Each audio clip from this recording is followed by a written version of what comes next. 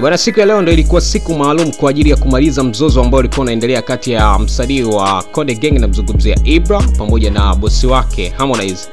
Mara baada ya siku chache zilizopita, Ibra kuposti kupitia Instagram yake ya kuwa kwamba anaomba msaada kutoka kwa Watanzania ili kusudi aweze kulipa deni hilo, aweze kuondoka ndani ya lebo hiyo. Lakini baada ya hapo, Basata pia nao wakaingilia kati ili kusudi kuwakutanisha na kuweza kulizungumza tatizo liko wapi ili kusudi waweze kulitatua.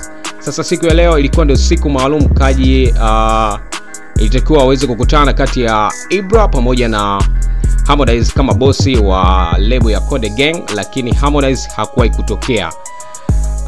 Lakini mazungumzo yalifanyika kati ya mwanasheria wa Ibra pamoja na wanasheria pia wa Basata kuweza kulizungumzia hilo. Mara baada ya hapo tulipata nafasi ya kuweza kumsikiliza Ibra mwenyewe, akawa amesema kwamba anashukuru kwa sababu kitu ambacho alikuwa anataka kukizungumzia zaidi ni kuhusiana na migogoro ambayo inaendelea ndani ya lebo pamoja na bosi wake huyo, kutokana na kutupiana maneno machafu na mambo mbalimbali ambayo yalikuwa yanaendelea. Mara baada ya hapo tulipata nafasi pia kuzungumza na mwanasheria wa Ibra.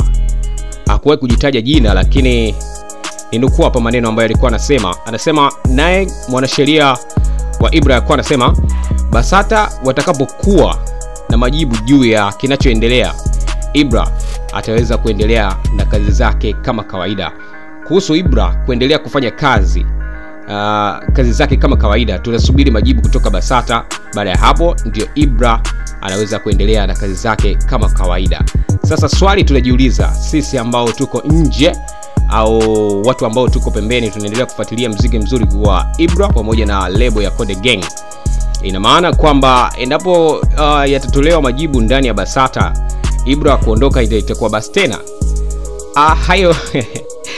Hayo ni maswali ambayo mimi niko nayo, lakini natumaini hata wewe ambaye unanisikiliza utakuwa nayo. Lakini hebu tuendelee kucheck picha hivi jinsi kitakavyokwenda, na sisi tutaweza kupata majibu kama ambavyo wewe unajiuliza kwenye kichwa chako. Mimi sina mengi zaidi, wanaita Mr. Overdose. Ukipenda zaidi unaweza kuniita Chiko, itakuwa fresh. Napatikana WhatsApp kupitia namba 0714 33 89 87. Bwana, siku ya tarehe 14 Mei ndio ilishaiva bwana.